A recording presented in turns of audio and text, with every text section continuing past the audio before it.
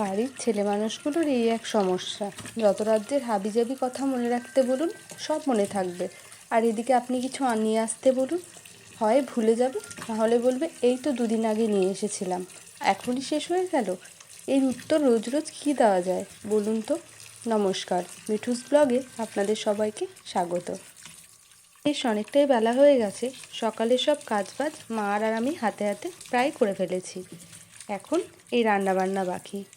এর তো নিত্য সমস্যা, রোজ রোজ কী এত পঞ্চব্যঞ্জন রান্না করা যায় আপনারাই বলুন।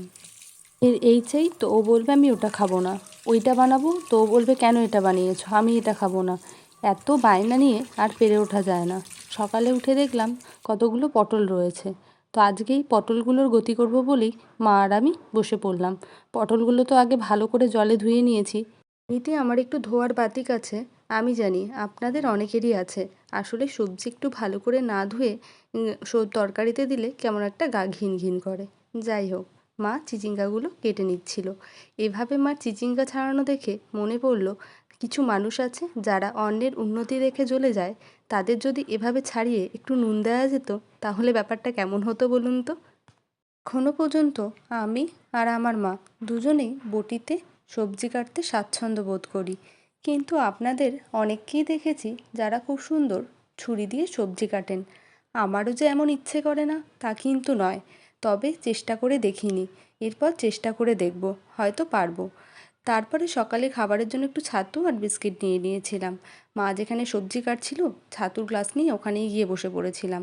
মা এদিকে মশলার জন্য পেঁয়াজ আদা সব যা যা দরকার ছিল সবই মোটামুটি কেটে নিয়েছে। তারপরে আমি রান্নাঘরে গিয়ে কেটে রাখা চিচিঙ্গাগুলো আরেকবার ভালো করে ধুয়ে নেব। কাটার পরও সবজি না ধুলে আমার কেমন লাগে। যাই হোক, এগুলো ভালো করে একটু ধুয়ে নিতে হবে।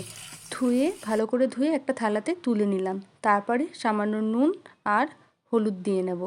মা বলল নুন হলুদটা ভালো করে মাখিয়ে কিছুক্ষণ রেখে দিতে হবে, কিন্তু পাত্রটা ছোট হয়ে যাওয়ায় আমি ভালো করে এটা কায়দা করতে পারছিলাম না। তারপর মা এসে নুন আর হলুদ মাখিয়ে রেখে দিল। আমি একটা গ্যাস জ্বালিয়ে একটা তবলার মতো বাটি বসিয়ে নিয়েছি, আর তার মধ্যে দিয়ে দিলাম কিছুটা জল। ভাবলাম ডিম দিয়ে পটলটা রান্না করলে কেমন হয়, তাই 4টে ডিম সেদ্ধ বসিয়ে দিলাম। কিছুক্ষণ পর পাশের গ্যাসটা জ্বালিয়ে নিয়েছিলাম চিচিঙ্গা ভাজবো বলে। কড়াইয়ের মধ্যে সামান্য কিছুটা তেল দিয়ে ফোড়ন দিয়েছিলাম কাঁচা লঙ্কা, পেঁয়াজ কুচি আর কালো জিরে। নেড়ে চেড়ে একটু লাল হতেই ওটার মধ্যে কেটে রাখা চিচিঙ্গাগুলো, নুন হলুদ মাখানো চিচিঙ্গাগুলো দিয়ে দিয়েছিলাম। তারপরে ভালো করে নেড়ে চেড়ে সব কিছু মিশিয়ে নেব। এদিকে দেখুন, মা ডিমটার মধ্যে যে ডিম বসিয়েছিলাম সেটার মধ্যে কিছুটা হলুদ আর নুন দিয়ে দিয়েছিল। মা বলল এতে নাকি ডিমগুলো তাড়াতাড়ি সেদ্ধ হয়ে যাবে। এদিকে যে পটল আর আলুটা কেটে রাখা হয়েছিল সেগুলো আরেকবার একটু ধুয়ে নেব, আর তারপরে চিচিঙ্গাগুলোর মধ্যে দিয়ে দেব পরিমাণ মতো নুন। আগেও দিয়েছিলাম, আমার মনে হলো সামান্য আরেকটু দরকার তাই দিলাম। তারপর ওটাকে চাপা দিয়ে দিয়েছিলাম। এদিকে ডিমগুলো সেদ্ধ হয়ে গেছিলো, মা আস্তে আস্তে সব ডিমের খোসাগুলো ছাড়িয়ে নিচ্ছিল। চিচিঙ্গাটা ভাজা হয়ে যাওয়ার পর ওই কড়াইয়ে পটলগুলো একটু নেড়ে চেড়ে ভেজে নেব। এইদিকে চিচিঙ্গাগুলো বেশ লাল হয়ে ভাজা হয়ে গেছে, তাই এগুলো একটা বাটিতে তুলে নিলাম। আর কড়াইয়ের মধ্যে দিয়ে দিলাম আরও কিছুটা তেল। তারপরে ওই কড়াইয়ে পটলগুলো ভাজবো বলে সব ঢেলে দিলাম। তারপরে নেড়ে চেড়ে মা বলল একটা চাপা দিয়ে দেওয়ার জন্য, তাই পটলগুলো একটা চাপা দিয়ে দিয়েছিলাম। চলুন ততক্ষণে বাটা মশলাটা করে নেওয়া যাক। ততক্ষণে পটলগুলো ভাজা হয়ে গেছে, তুলে নিয়েছিলাম। আর কড়াইয়ের মধ্যে দিয়ে দিয়েছিলাম কেটে রাখা আলুগুলো ভালো করে নেড়ে চেড়ে একটু লাল লাল করে ভেজে হয়ে গেলে তুলে নিলাম আলুগুলো। আর এইদিকে যে মশলাটা বেটে রেখেছিলাম সেই মশলাটার মধ্যে দিয়ে দেব কিছুটা হলুদ গুঁড়ো, কিছুটা নুন আর কিছুটা জিরে গুঁড়ো। এদিকে কড়াই বসিয়ে আরও কিছুটা তেল দিয়ে তেলটা গরম হতে সামান্য কিছুটা নুন আর হলুদ দিয়ে সিদ্ধ করে রাখা ডিমগুলো একটু হালকা করে ভেজে নেব।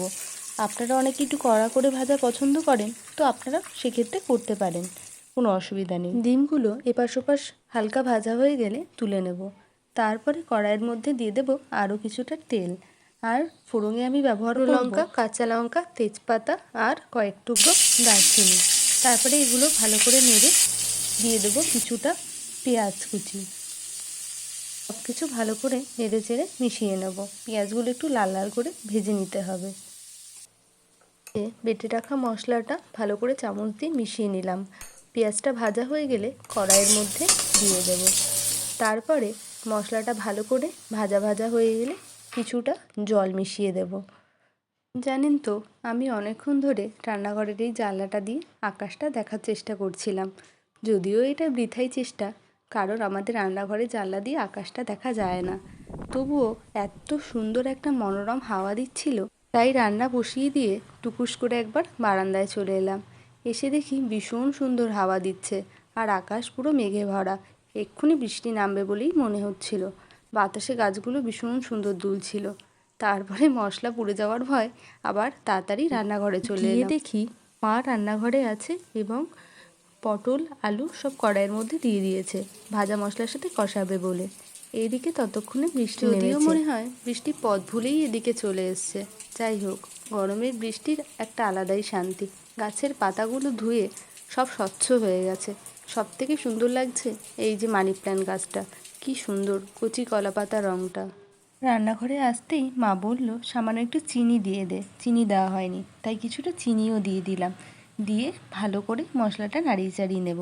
নিয়ে ভেজে রাখা ডিমগুলো দিয়ে মশলাটা আরও কিছুক্ষণ কষিয়ে নেব। তারপরে দিয়ে দেব পরিমাণ মতো জল। আমি বেশি ঝোলঝোল করব না, তাই বেশি জল দেব না, আপনারা বুঝে দেবেন।